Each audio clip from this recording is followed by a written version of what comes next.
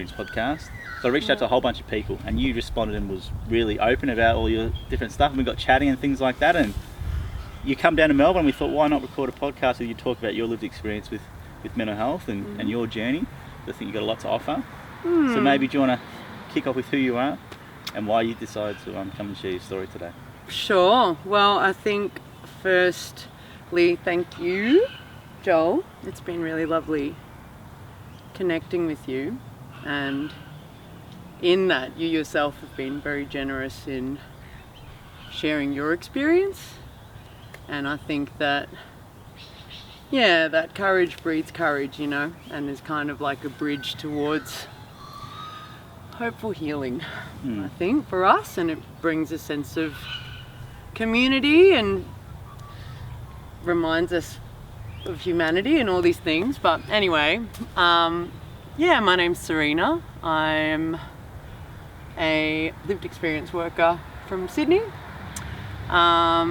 Myself, I was born in Australia, but I was raised in Malaysia. So Chinese Irish, or Chirish as I like to call it. Chirish heritage, very proud. I've never met someone who's Chirish before, I don't reckon. Well, mate, the Chong is strong, and the O'Callaghan's have a pub in Cork. Yeah. And that's on my bucket list, to drink a pint of Guinness on tap at that pub, where everyone is an O'Callaghan, apparently, according to my cousins. But basically, myself, I was warned early on about genetic predisposition to mental illness, or my mental health condition, at the age of 14.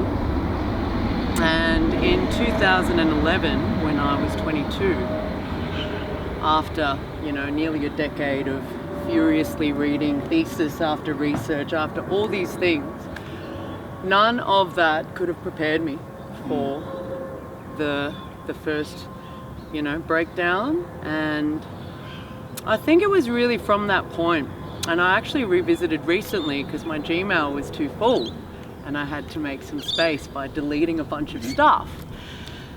And I stumbled upon a letter I'd written to the Mental Health Review Board as an inpatient in the hospital on a community treatment order as a young person. And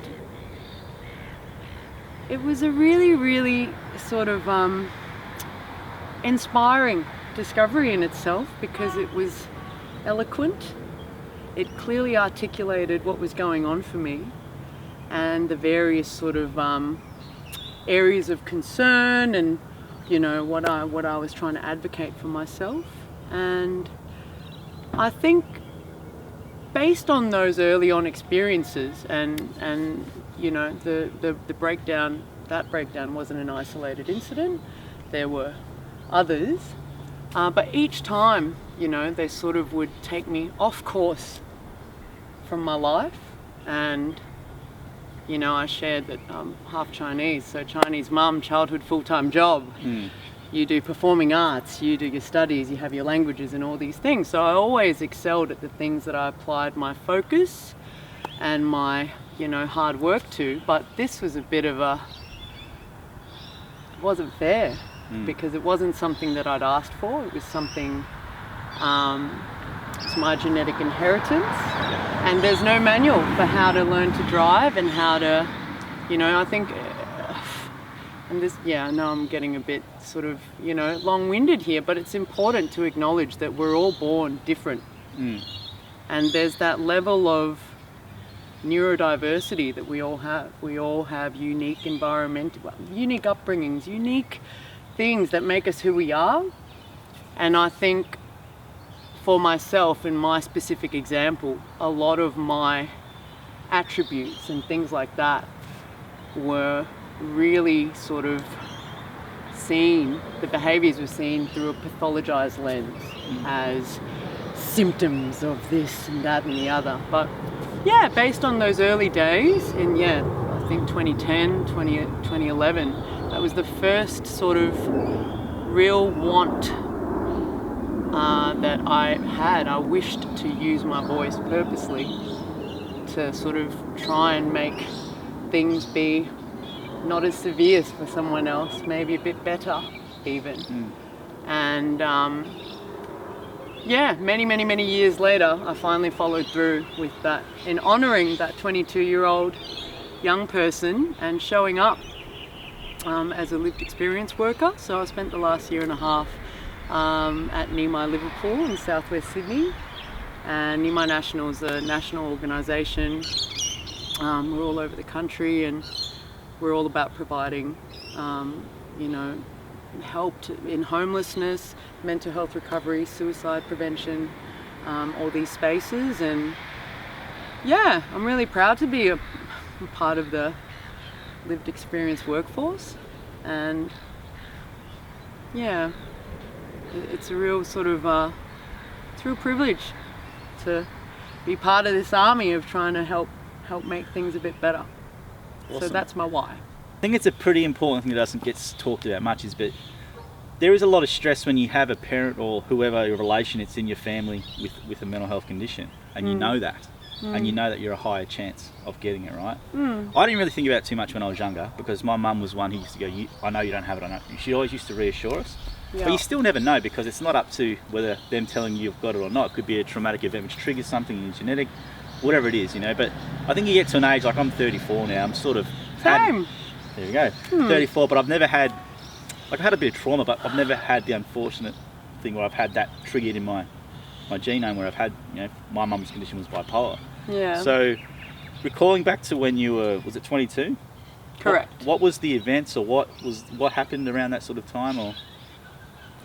Well, I think you've identified a few key areas here. So it's always something. It's either trauma, so it's environmental factors. It's what's going on for the person at that time. What was their self-care like? I think at that time, specifically in my life, I was working 100-hour week. Very stressful. Yeah. In like a really demanding job, high-performing job that was constantly person-facing everyone, sort of, So there was so much, in that case, there was so much creative coming out of me. And yeah, like what you've sort of articulated, it's trauma, it's environmental factors, it's what stimulus. Is it like a negative stimulus that's then like, kind of morphed into something? And it's really, really tricky to pinpoint sometimes, because it could be an accumulative effect. And one really empowering thing that I learned in what would have otherwise been a very doomy and gloomy workshop that I attended the other day, and it was really transformational. Such like just shift your mindset. What is predictable is preventable. So, and I don't know if that says anything for yourself, maybe growing up, having to witness and watch your mama going through her stuff. Did that make you somehow safeguard your health more, or you knew some danger zones, or? No, I think you're more deadened yourself emotionally. That's what I was really good at. So it was very traumatic, seeing your mum, you go to a psychiatric ward regular basis, so you just become dead.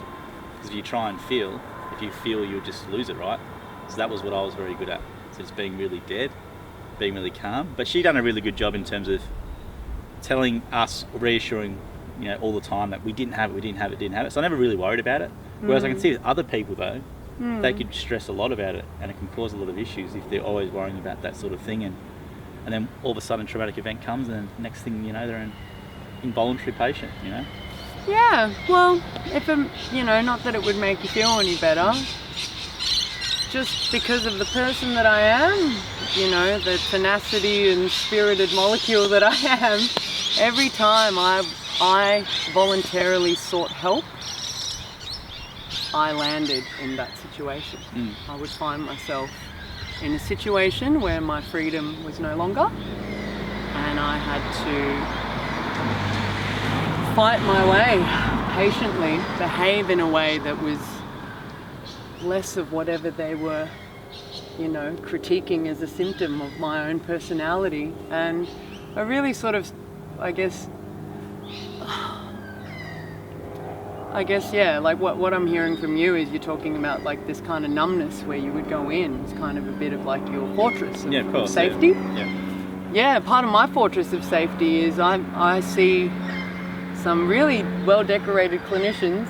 My psychiatrist in Melbourne, I've had since, she was there within the first year. I crossed paths with her at a community mental health, getting the enforced medication injection. Really? And that defo, and that could really ruin your day based on who was administering that. Mm-hmm. Yeah, and anyway, I had this doctor, and she really came towards me from a place of wanting to understand what was happening for me. I'm such a young person, in my history, there's no history to go by. What's going on? And she came at me with this curiosity and with this intention of wanting to understand. And after over a decade now, speaking to that numbness, which leads to a bit of a fortress, part of my fortress is I donate money to well-decorated psychiatrists just so there's someone with my paper saying she is who she says she is. Yeah, she is. It's sad, but I think I've gotten numb to that numbness, and that's just survival for me. What was your experience like with the mental health system? Because now it's from someone who's been in it and now someone who's going to work or working in it. What was your experience like, or what was your impressions, or how was it from your perspective? Look, I think I hold a lot of hope for things moving onwards, forwards, betterment, empowerment, improvement, all these types of words. Speaking to my specific experience as a citizen, as a taxpayer, before I knew I needed private health insurance, for example, and even after I had private health insurance, it's like, I think because when mental ill health presents itself, it is behavioural. And it's very difficult because there's so many variables. Who is the person providing care to you? How are you presenting? What's your nutrition and your sleeping like in that time? What are the skills the person providing care to you, whether they're in a clinical, capacity or not? What skills do they have? But to answer your question, I think the reason why I'm here is because I want to be a part of that movement for betterment, because my experience it added to the trauma. It added, it didn't enable my abilities to get back on my feet. Would you want to tell people how then? Because a lot of people have they don't know if they're not involved in it or had someone who's involved with mental health or with the system in any way. Do you want to maybe talk a bit about how, or why would you say that? Just to explain to people who got no idea. Well, I guess revisiting, that 22-year-old who was a very, I've always been a very capable person and a hard-working person. If you're working 100-hour weeks, gee, was you working harder? Well, I think, at that particular time, there were a lot of different things going on for me, but I've always been very much wanting to get help for myself if I perceived myself to be at risk or in danger. And I was very in tune with knowing that something was not right. And I remember in Melbourne going to the hospital just near my place in the northern suburbs, and I presented at the emergency department. And you presented yourself, or were you?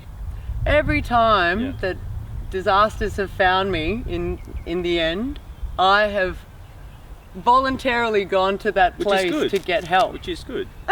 which is good, because a lot of people don't. My experience definitely wasn't that, so that's good. That's really good. Yeah, that's really good enough foresight to do that, because my mum with her bipolar, would never ever do that. It would have to be probably the last out of resort. fear. Probably out of fear of what would come knocking after. Exactly right. But I think that's the thing. It's you're presented with a number of choices, and so I think as someone that, and there's sort of many examples on my voyage, but I think about when people talk about the CAT team, you know, at my work, yeah, it'd be like, oh, send the CAT team or something like that, the crisis assessment treatment team. To someone with the papers that I've got, I couldn't think of anything more scary.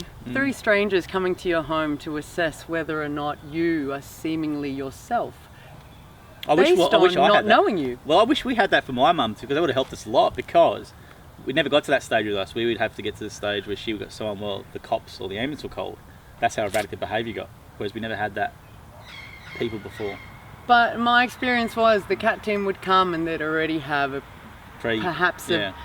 you're a file, you're a number, you're a file, and you've got your, you know, it's not Serena is a la la la la la, it's this mental illness, this person, someone told us that, we're going to try and get them to go here. Yeah. And so you're presented with some choices, and I use that because I remember on one occasion it was the CAT team came to my home and I was playing the piano at the time when the door knocked, and they came in and they had decided that I needed to leave my home and go to the hospital based on a number of factors, but one of them was that my piano playing was very fast. Right. Even though I was using a metronome. Yep.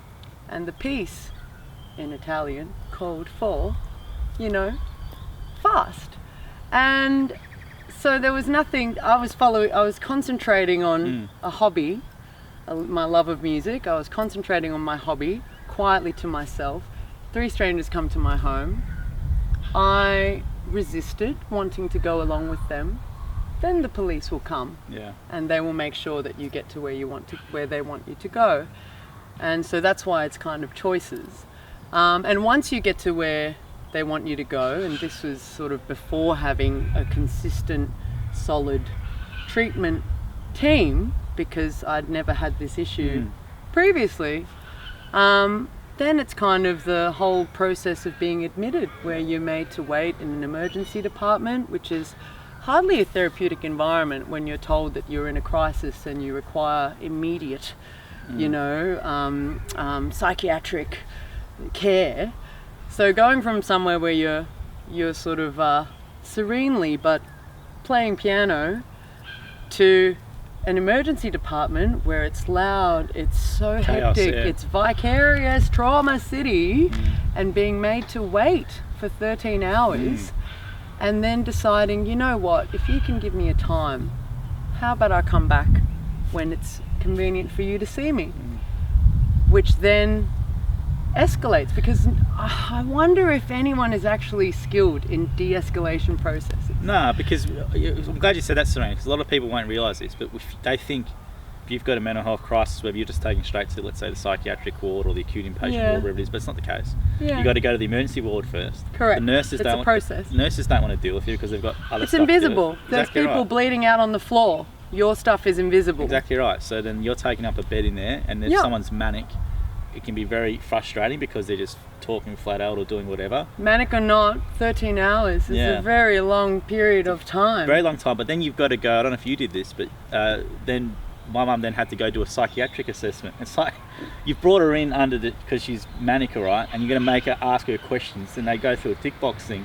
And I got so agitated with this lady, I just said, you guys are retarded, like, you know, there's the file, read the file, that in, it's done. Oh, we have to do this procedure. So that's what happens now, Pete. There's no, you've got this unfortunate stopgap, right, which is just completely, I just don't know, not necessary, whether they don't have enough beds or it's just the way they do it. Oh, it's the dangling carrot. You're waiting for a bed.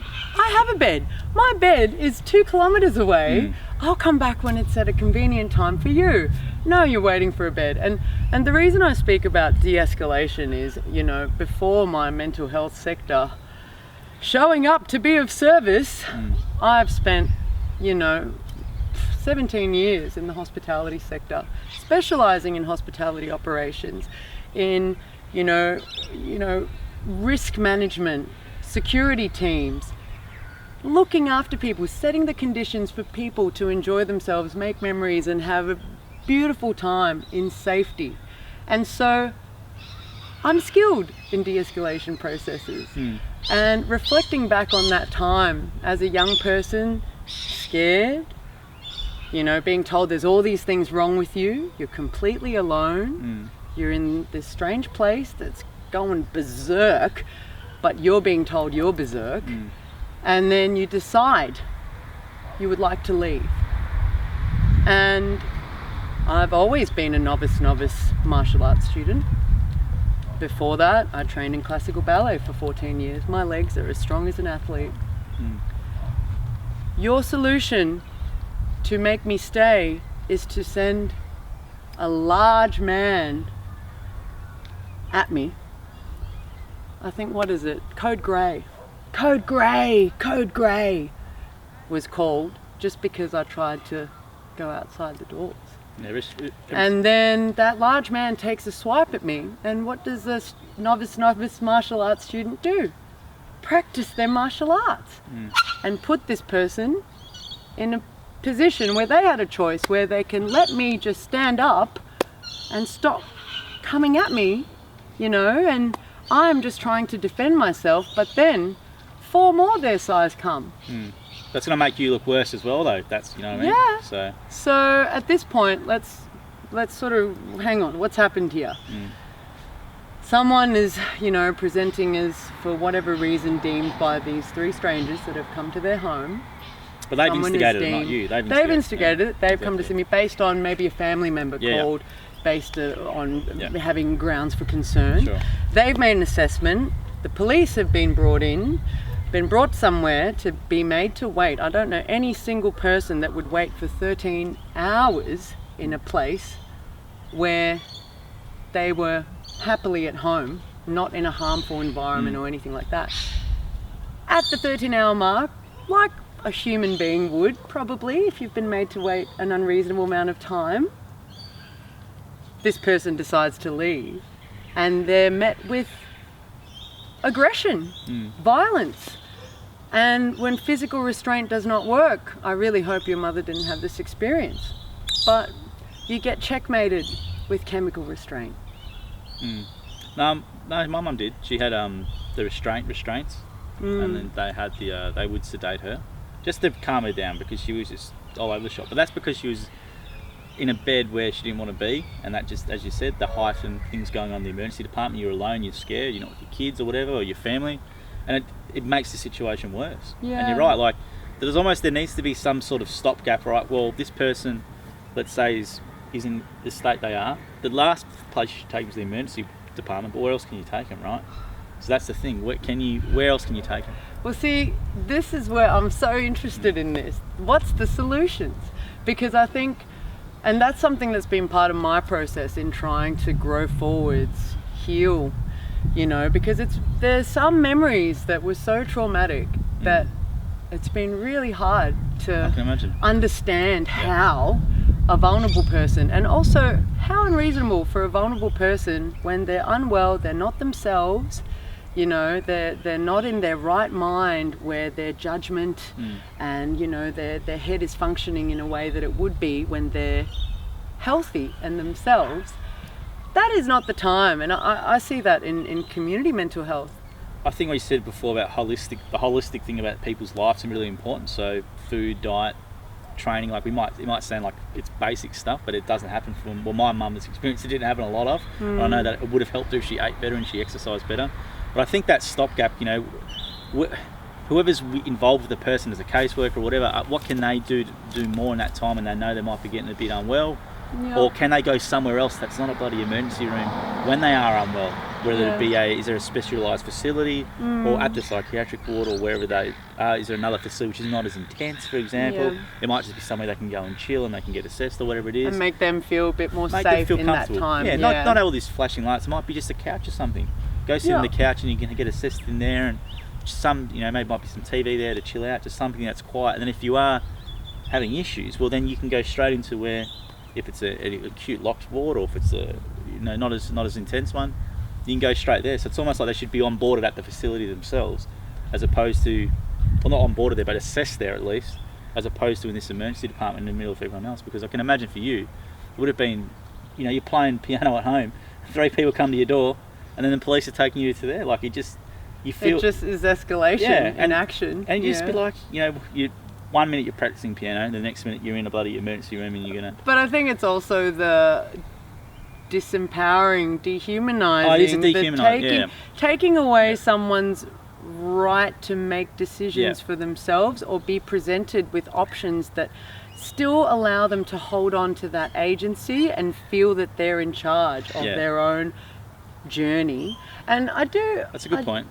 Yeah. I think that's a good point, because I remember, it's a really good point with, feeling though you've got some choice to make decisions for yourself. So you might have come to that decision where, maybe I am or whatever, and then you might have went voluntarily, and it would have made it a whole lot of an easy experience. Rather than being forced out and then having this, and as you said, dehumanisation.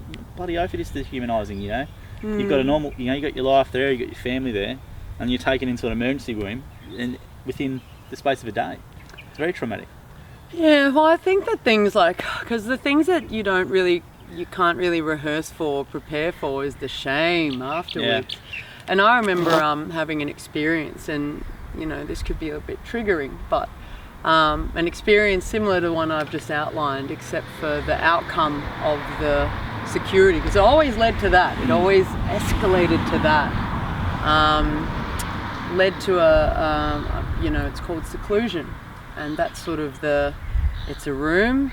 There's no toilets in there. They've got a dustpan and cardboard and a bed, and the last thing you see is, the nurse you've had a disagreement with shutting the door, and the last thing you remember is being forced down on a bed and someone giving you an injection, and then you have this patchy memory from whatever was in, your medication, all in that one dose. And I have this very strong memory of that word shame, because in that experience, and this wasn't acknowledged for me until years later, when it came up with my sort of long-term psychiatrist, and I said, help me unpack what happened. Why did I hallucinate of gang violence and all these awful things, and no one will believe me?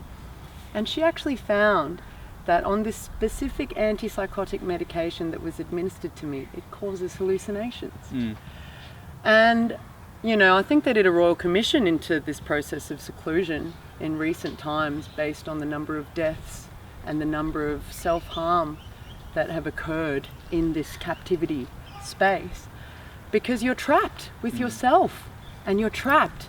And I remember, back to this specific experience, I remember chanting all the things I knew of myself and how I'd gotten to that point.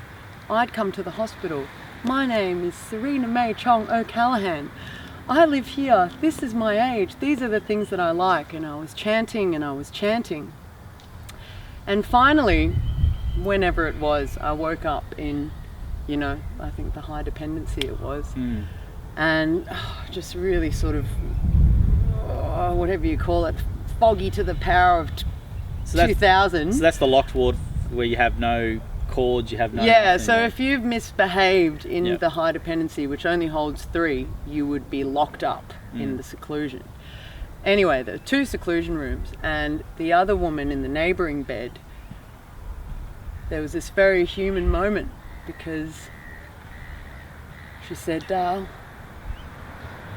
are you yourself again? Are you feeling all right?" And I said, "Yeah." "Why?" And she said, "I was locked up next to you. I knew you were suffering. I was praying for you. I was praying for you, and I was like, I'm so sorry. I don't know what, I had no idea what was happening. I'm so embarrassed. I'm so sorry." I was filled with shame, filled with it. And this woman, she just hugged me, and it was a real moment of humaning. And it wasn't until how many years later, and I spent my $400 donation per session, because that's sort of what you need to pay to get quality care. It's a big barrier to entry, that. Well, finally I said, we need to talk about this. This isn't, I'm not going to become numb to this. This was real. This happened.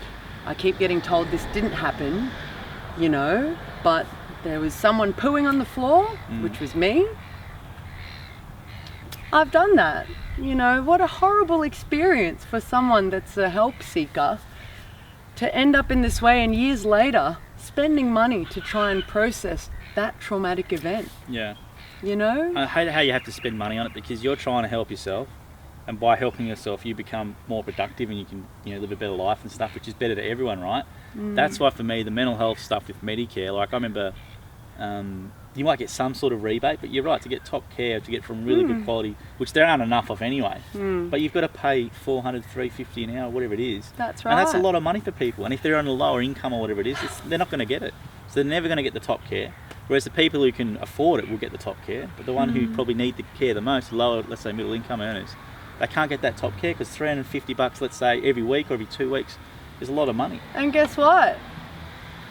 That means that you're okay, and of course we're very blessed in Australia to even have community mental health, but sometimes it's a revolving door of clinicians and people that you have to retell your story, re-traumatize yourself, all these different things. So it's, look, it's a really big conversation, and there's really great work being done. So back to your point about if only there were a way of sort of having more safeguards, being able to increase these protective factors, creating as many barriers as possible that the person builds for themselves before they end up in a crisis ward. How can there be a more empowered, you know, approach for therapeutic help seeking that's not going to further inflame and further, you know. And also the medication itself, you know, like my mum was, I feel as though she was experimented on a lot with the medication. Lithium, well, she had bipolar, so lithium was always the go-to for decades, right? But the thing with lithium is that the person will build up a tolerance to lithium. So you've got to adjust it, you've got to try the medications and stuff. And you have to have your kidneys checked every 3 months because it's a potent so salt. She went on another one called like clopamine or whatever. She had to have heart checks all the time, right? So the medication was so risky. It was to a stage where you had to do it.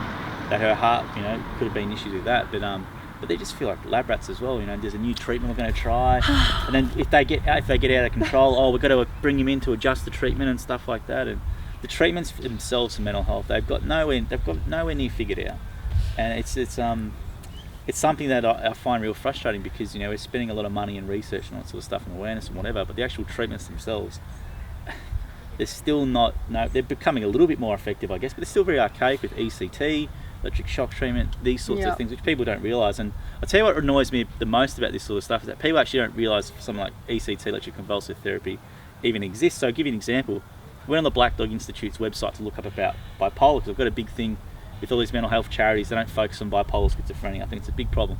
So I went on the Black Dog Institute, they're one of the big brands, and I downloaded their fact sheet for the treatments of bipolar, and it did not have ECT as a treatment. It's like, tell the truth. ECT is it's a well-known and commonly used thing to treat people with bipolar. Yet on their fact sheet about what can be done with bipolar, they don't have ECT mentioned anywhere.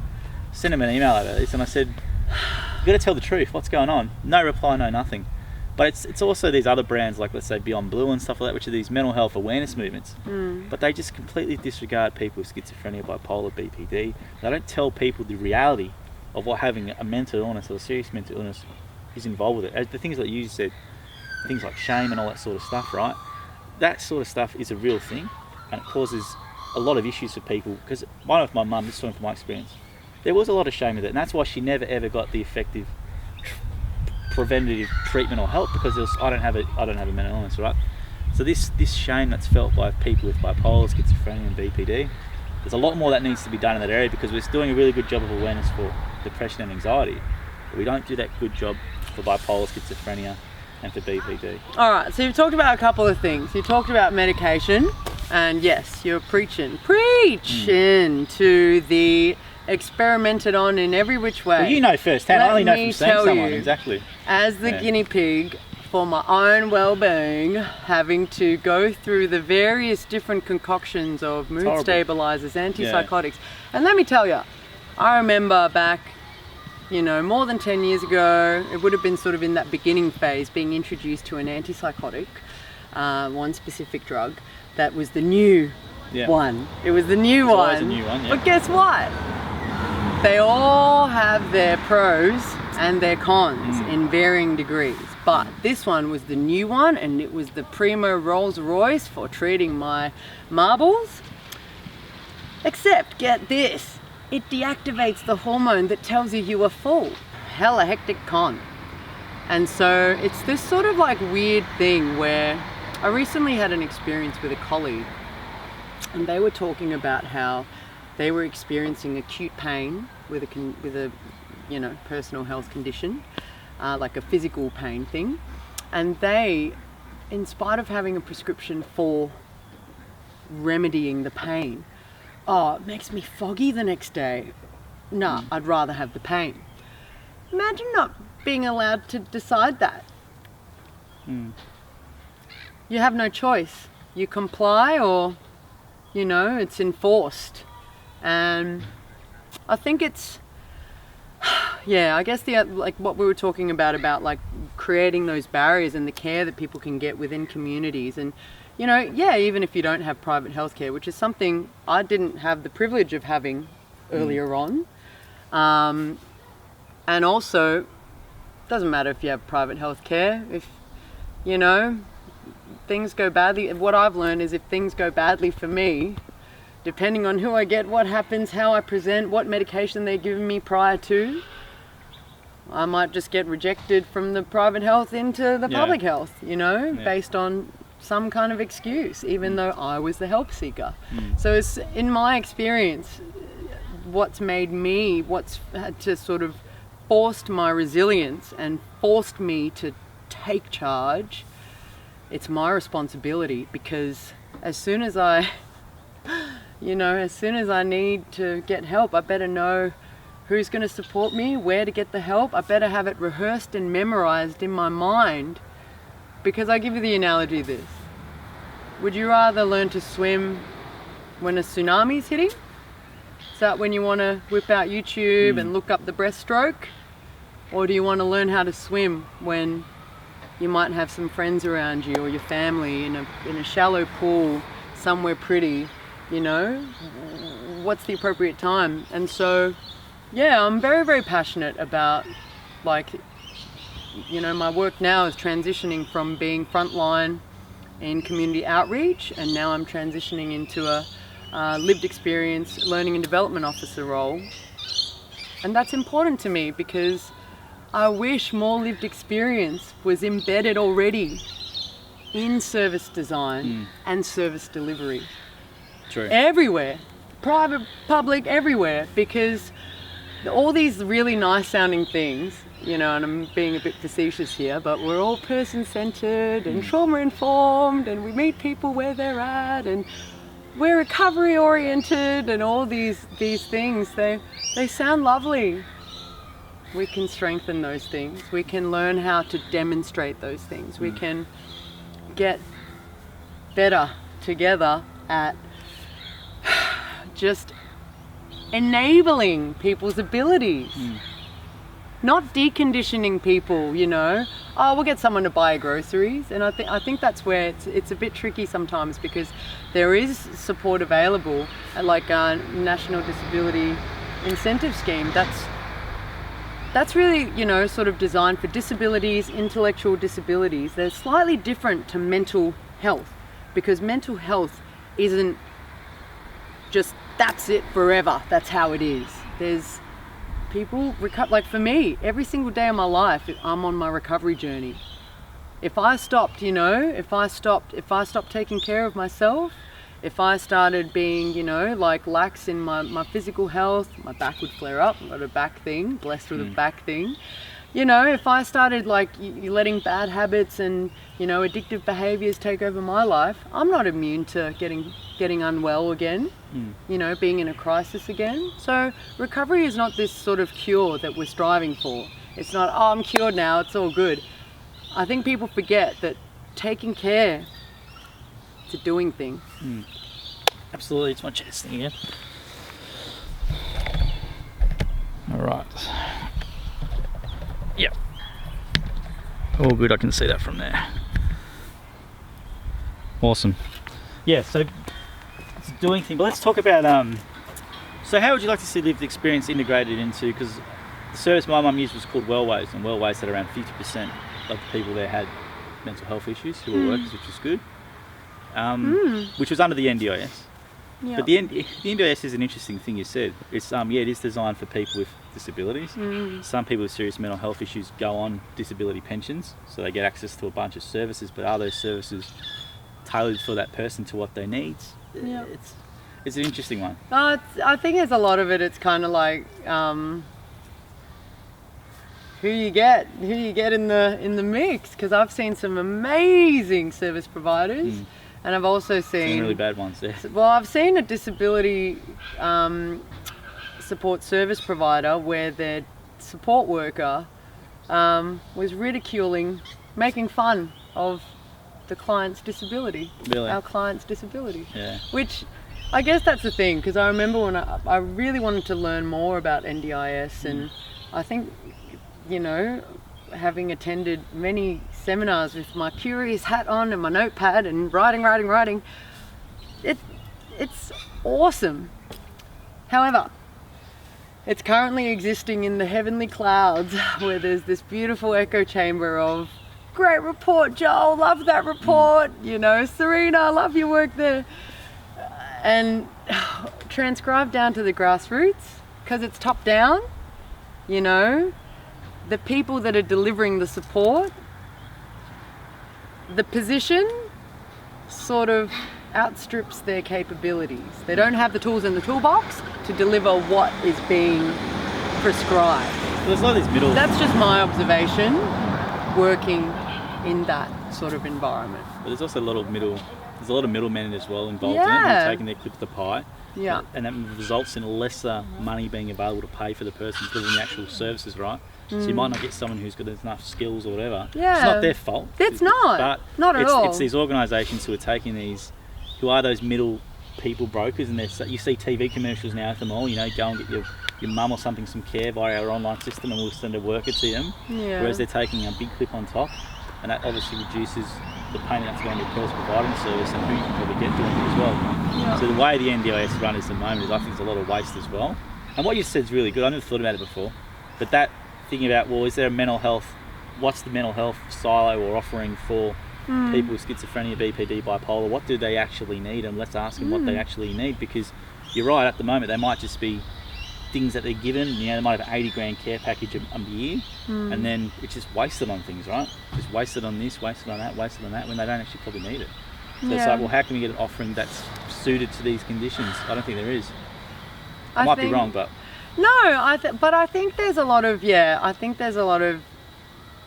trying to, like our role as people that walk alongside people going through it, in a really challenging time of their life. That recovery, the recovery, the recovery model, what that is for me, I love. There are many sort of interpretations of it, but I love the acronym HEAL, which is hope, empowerment, agency, and life purpose. And it's kind of finding ways to infuse that hope and empowerment to restore agency, to reinstill agency. You're not building it from scratch. That person has agency. And just because the medication, the this, the dehumanizing, the that, the shame, all these different things, has sort of set them off course from their life's purpose or their life's journey, doesn't mean that if you have that hope, the empowerment, you restore that agency, that you can't reactivate that life purpose and they can keep going. But it's all about enabling the person.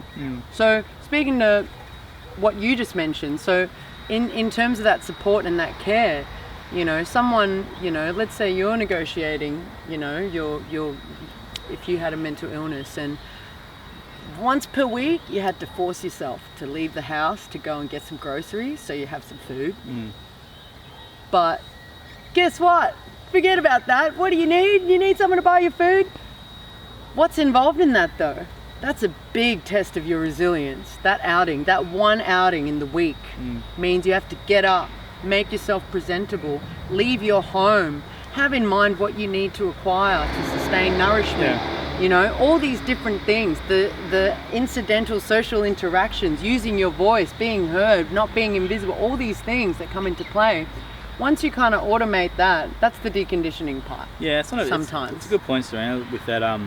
Yeah, you're right. People might take the easy way out, but it's those little things that they're getting someone else to do from now that actually gives them a bit of confidence and purpose. And I feel capable of making myself some dinner. I'm not getting it just delivered 3 times a day with their little boxes or these sorts of things. And now we're taking that away from people who those little wins that they can have in the day. Yeah. For confidence is now taken away.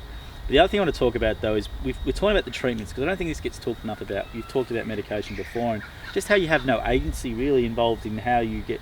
Well, you did when you went to the doctor and changed it, but I know for my mum, I never heard her once question her treatment. Like, it was just trust these people. You didn't know you were allowed to. But we weren't even involved in it. So well, as a young adult, I wasn't even involved in it, which was really frustrating because you felt we didn't have any agency over the person who's we're getting affected by it the most because that's our loved one. But we have no say in what's happening. We've got to trust this psychologist who, when I look back on it now, they've got hardly any idea. They're just guessing as well because they don't get the doses right.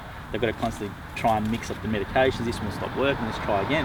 So it's not even really having trust in the psychiatrist or whoever's giving the medication and treatment to get that right. So I think we've got a long way to go, especially with the brain. Like, we don't know much about the brain really. I don't know what your thoughts about on that, but that's why it's so hard to treat mental illness, is because we don't know what causes it, where in the brain it originates. We just say, oh, it's genetic, but which gene's doing it? Like, we've got hardly not much, what's going on about it.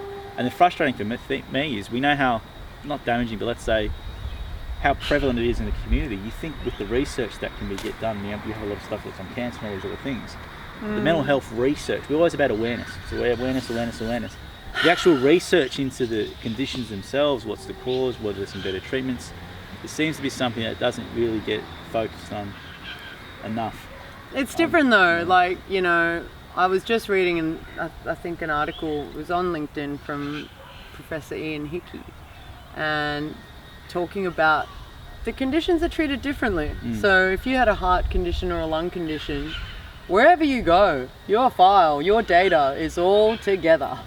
No one's saying, oh, can you remind me, Joel, in 2009 when you had this heart thing, whereas it's a different, it's sort of different the way things get handled. It's interesting because I had my mum get to a neuroscientist or neurosurgeon in Melbourne because she had a condition and she got eventually diagnosed, and she couldn't tell them her history, right, because she was not with it too much. I had to tell them the guy's history. I'm like, well, where's the history?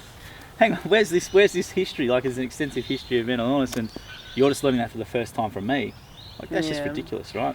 So even though we do have good healthcare here and we've got access to it, there's a lot of inefficiencies in the system which do make it harder for people. But I think not having the agency over your treatment for yourself when you know what's going on it must be very hard, because I think as well it's a very difficult thing to kind of like assess for yourself. It is, yeah, absolutely. In the first person, when you're trying all these I remember at one point, there was a new thing, so we're taking away these other two, and I've withdrawn now. I only take one medication now. That's and good. 2 tablets, and it's really but good. it took a very long time to get here, and again, speaking to that point that it was sort of introduced to me last week, that what's predictable is preventable. It's this sort of like mindset where now I know, the first night, if I have a sleepless night, I make a note on my fridge. It's good.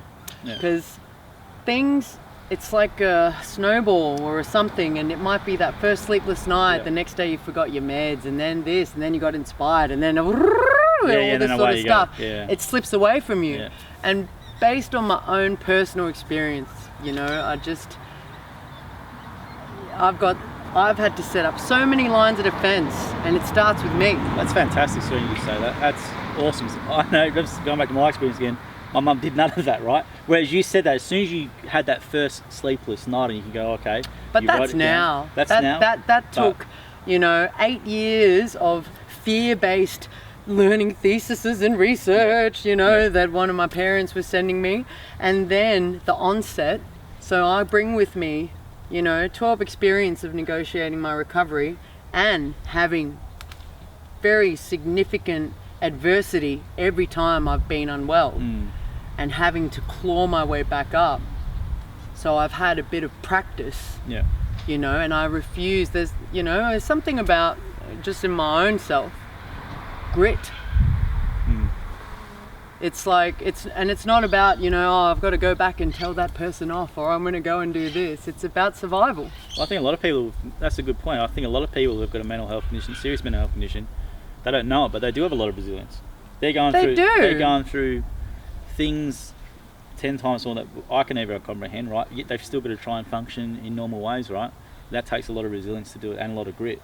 And I don't think a lot of people realise that about people with serious mental health conditions. They always look down on and stuff like that. It's always the well-meaning pity. It is. That's the one you shouldn't be pitying these drives people. me nuts. These, the people that have this resilience and they have this grit to have families, to have a normal job, to do the normal thing, and they've got to deal with all this other stuff as well, which other people that say, and the reputational damage, especially, which is big. It's a huge thing, and it affected my mum greatly, and that's what caused her not to really take much ownership over her mental health or condition because of the stigma with it, right? And that's a lot of people go through that, and it's shit. And it's why we need to really change where the mental health awareness movement goes, because depression and anxiety has been done to death, I think. The bipolar, the schizophrenia, these real ones which carry a lot of shame to it for people. They're considered, I've done a lot of, been to a lot of workshops in just the recent weeks, just random timing. And I keep hearing about the severe, the killers. And though, I don't know, it's really tricky. And schizophrenia, that one is tricky. I've walked alongside a lot of people presenting with schizoaffective, and it's really, really, really challenging, because a lot of the time, in the pursuit of just a bit of relief or some escapism from whatever that trauma was initially, people crutch on substance. Alcohol, and then that addiction then goes overtakes as the primary diagnosis, and then there's all these extra barriers in their way from getting help. It becomes even more kind of complex. But at the heart of it all, I think it's just, I've always been a firm believer, and that's in my whole everywhere I've worked. Since my earliest memories is being told off for telling elaborate stories to strangers. When I was 2 years old, my mum would be like, "Where's Serena? Where is she?" And the bridge, rapport is the bridge to relationships. So there's no point you saying to me, "Hey Serena, I've got all these challenges," and me just telling you what to do.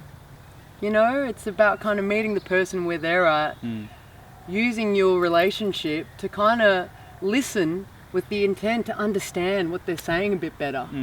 I definitely don't think a lot of listening goes on with the psychiatry. But that's an action. Yeah. It's like refrain from advice. Go on. If I were to tell you a set of my problems, your go-to is to want to help me.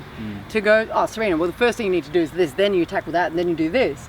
But that's not really meeting people where they're at, especially if you're meeting someone and they've got like poured addiction in there, and you go, "Stop that, that's bad." But that's already part of their regime at the moment of trying to seek safety or trying to ground themselves. So that's where I feel, it's sort of like all the awesome buzzwords and language that we're introduced to, they're part of our conversation now. The recovery-oriented language matters so much, because language and power, like what you spoke to with your experience with your mum and not realizing she had a say with her treatment team.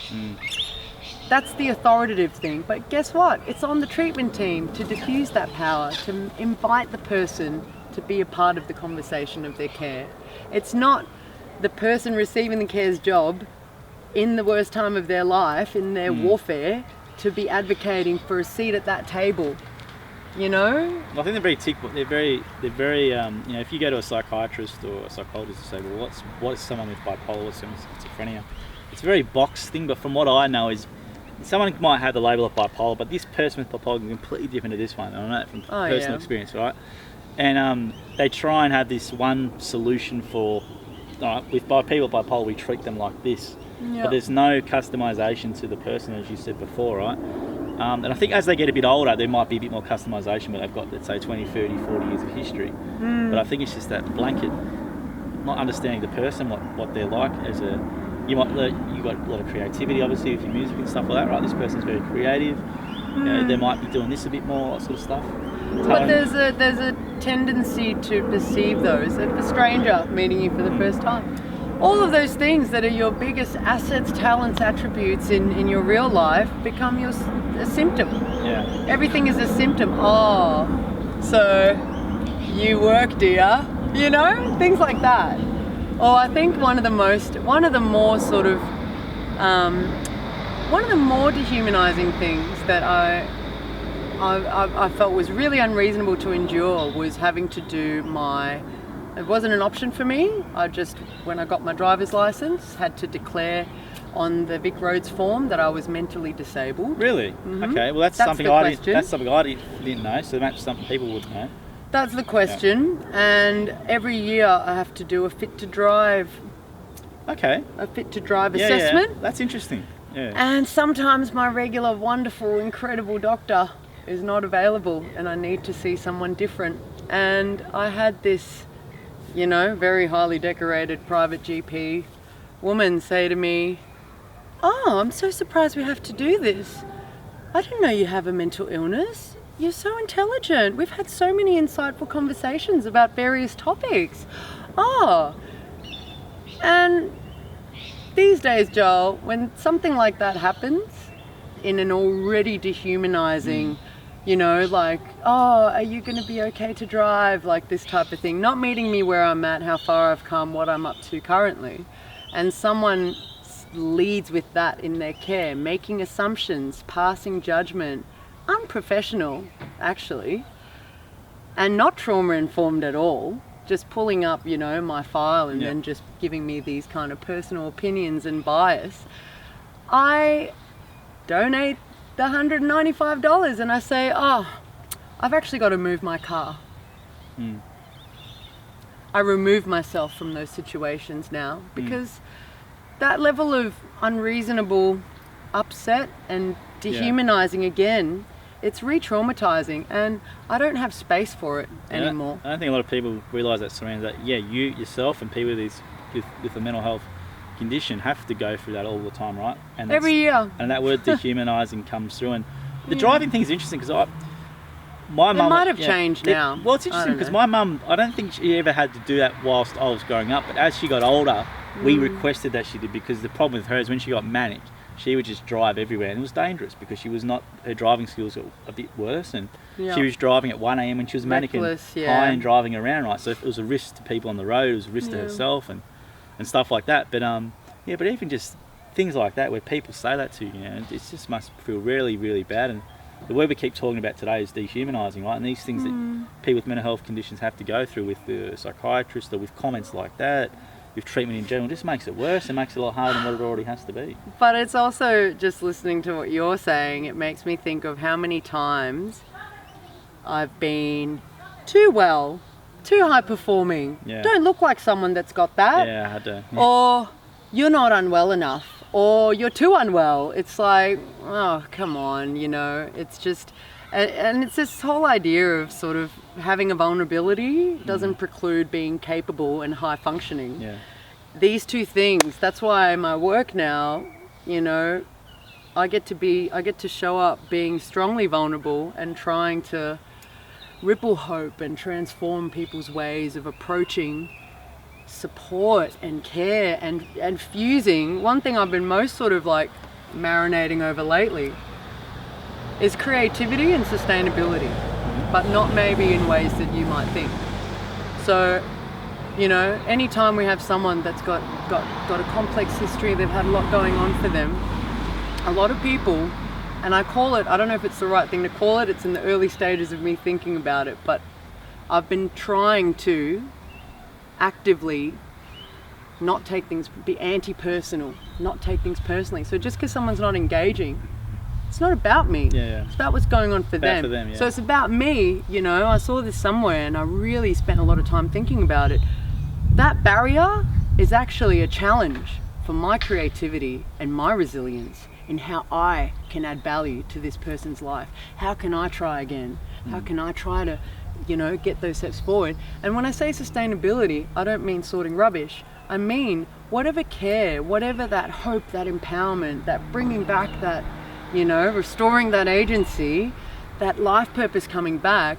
However we've been able to sort of make someone's quality of life get better, they need to be able to maintain that for themselves, with or without any service. Yeah, definitely. It's about lasting wellness. It's about the sustainability of their empowerment and their quality of life. It needs to be sustainable.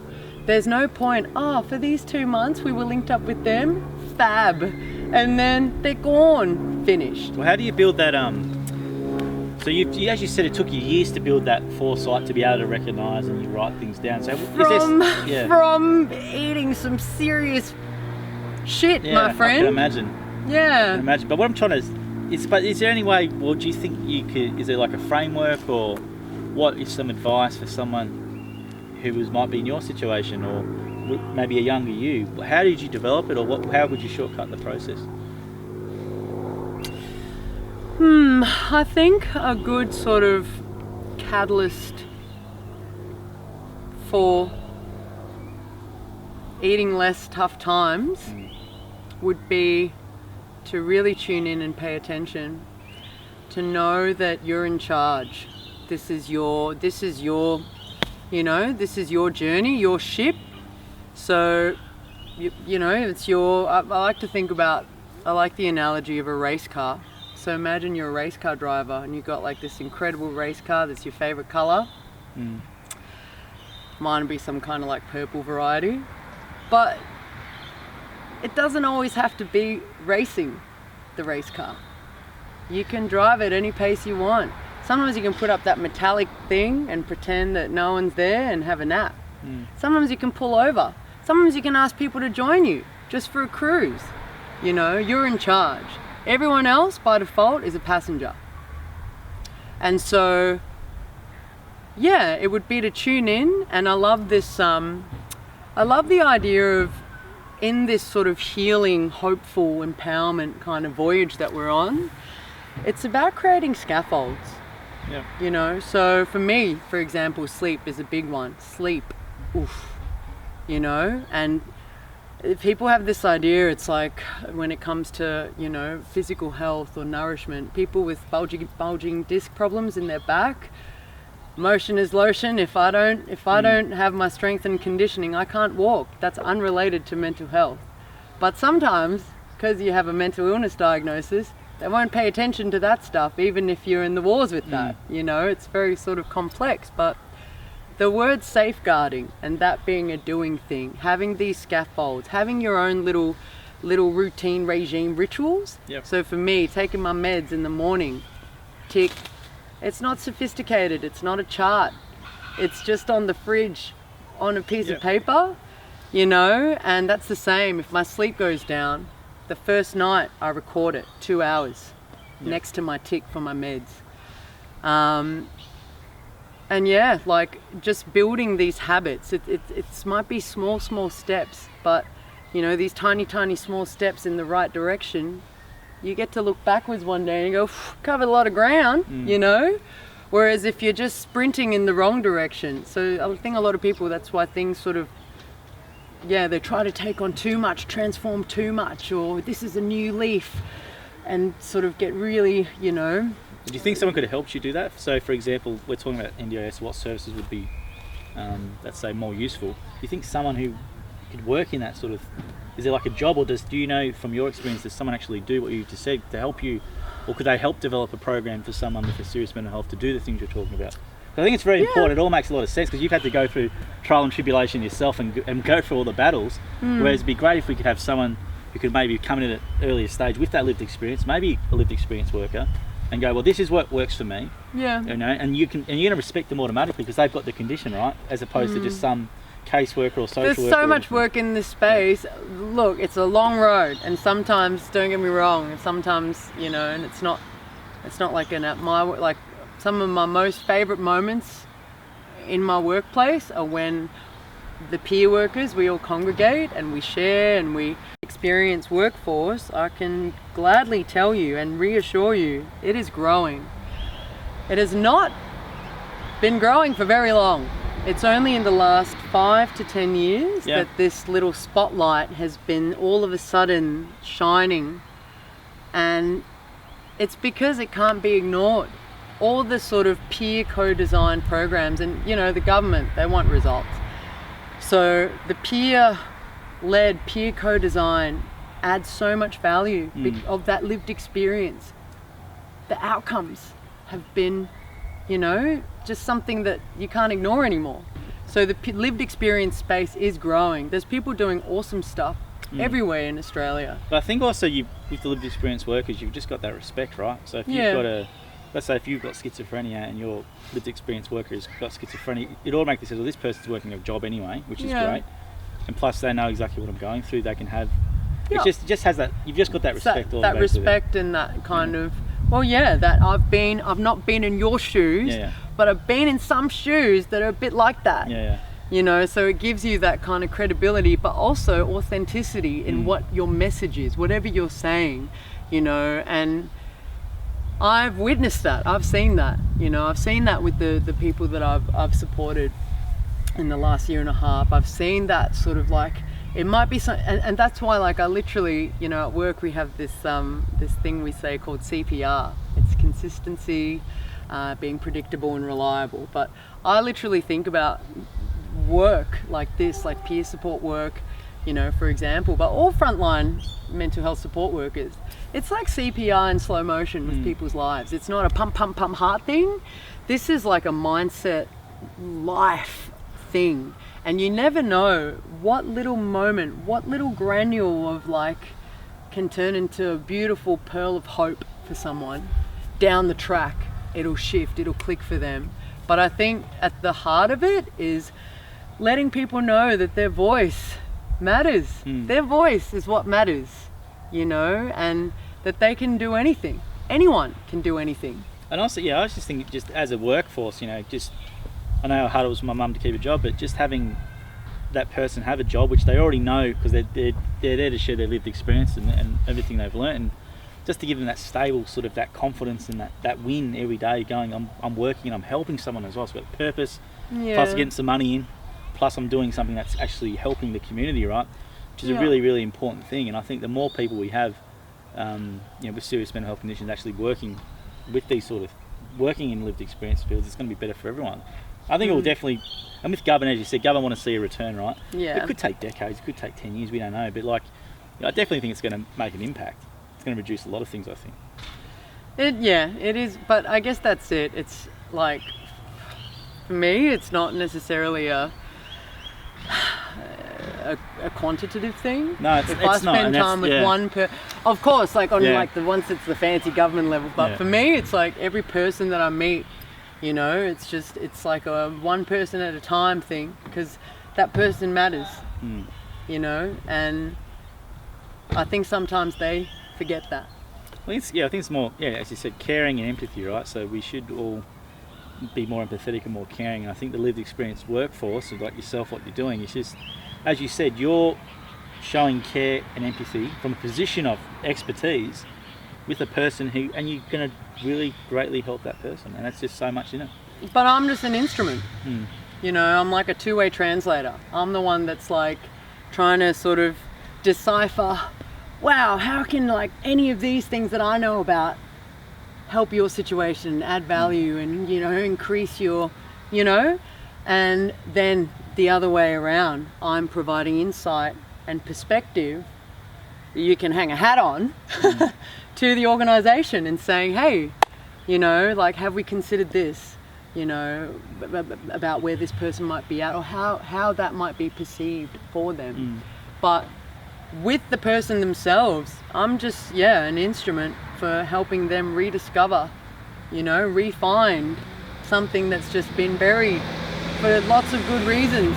They've literally had meds, sometimes people have been cut off from their whole community, all these various things going on for them. And it's just about, I love that way of saying it, restoring. It's like that restoration of their identity. What means stuff to them. Absolutely. So all we'll do is we've gone for more than an hour now. Do you want to leave with any final words? Or any sort of final thoughts or?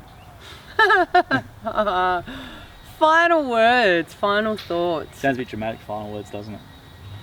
I don't know. Where do you see, let's say, this mental health awareness movement that's going on right now? Where do you see it needs to go, or where do you think it's going to go in the next 5 to 10 years? Well, I think, and this is sort of, I've shared with you about my Hope Floats, Be Here Tomorrow, because, it's a tribute to my papa, and he lost his battle to depression, and I lost him at the start of the year. But last week I was part of a talk with, it was the CEO of Movember, who has no mo, very impressive woman, CEO of Lifeline Australia, and the CEO of the Push Up Foundation. And one sort of key takeaway that I learned from them being part of that discussion was how it's sort of almost like a new thing that people that are on parallel missions, no one is like, No, don't. what are you doing? What are you doing? What are you doing? No one is collaborating, skill sharing. So they were celebrating, like, wow, here we are, It's like, because I'm doing the push-up challenge for the 3rd year. And in terms of impact, I know they've been going since 2017, and they raised $17 million. And that was funneling to youth mental health, Headspace, and Lifeline. And I think it just started with like some mates who were feeling the blues and thought, hey, if we did something physical, could we maybe improve our mood and how we're feeling? Yeah. And it's flourished. And it's sort of like this health through stealth. Throw some fun in there and get people involved in doing stuff. But I think more and more people are aware now, especially after the pandemic. We're in the pandemic. Through COVID, we've really learnt how that's negatively impacted mental health for an everyday human, let alone someone with a diagnosis. And yeah, I think it's definitely something that people are acknowledging a lot more and having empathy and understanding for it. It's kind of like the active listening or refrain from advice. Quick, pretend you don't think the white elephant. It's going to take time for that to infuse the empathy, because unless someone you love has been affected by it, unless you've witnessed someone going through the wars, it's an invisible thing. It's something that's very hard to have empathy for when you can't see or you. But I think we're going in the right direction, and we just need to keep going. Yeah. Well, thank you very much, Serena, for joining me today. Great suggestion on here. We're very lucky. So this is Melbourne, late May, so we're nearly June. So this outdoors. How nice is this? This should have been raining today. This should have been pathetic weather. We're actually getting sunburns. I'm getting sunburned as we're sitting here right now. I couldn't believe you saying that. Thank you very much, Serena, for sharing your thoughts. I reckon it's important to hear people who have mental health conditions directly. I can talk to a psychologist, I can talk to a psychiatrist, but I always think it's more valuable for anyone to hear from people from your perspective, because you are the people who deal with these sorts of things, and you know more than anyone else about them, and that's important. But so does everyone. Everyone is their own expert in themselves. It's true. And that comes back to the voice. The heart of the voice, the power. So. Well, wish you luck with everything, and it's your first time back in Melbourne for 2.5 years, but thank you very much for your time today. Thanks for having me. Thank you for sharing your lived experience. Really appreciate it. Thank you. Pleasure. Ta. All good. Thank you. Ta. Thank you very much, Serena. Thank you. Ta. First you want to do more thank you tasks? You got when you're happy? Yeah. No, that's all right. I make sure I just get a lot of them. They'll be fine with it. Nah, we can do better than that. All right. So hang on. Be like, thank you. Nah, yeah, we'll just do it like more like better fist bump. All right. Well, thanks for joining me today, Serena. I really appreciate it. And your suggestion was fantastic. We're in beautiful Melbourne, sunny Melbourne. Sunny Melbourne! Getting sunburned, I'm going to get a bit of a tan. Yeah. Well, thank you very much for sharing your experience. I think it's really important. And thank you for reaching out and coming down and doing it. I really do appreciate your time. Pleasure, Joel. Good to connect with you, and thanks for having me. No worries, thank you.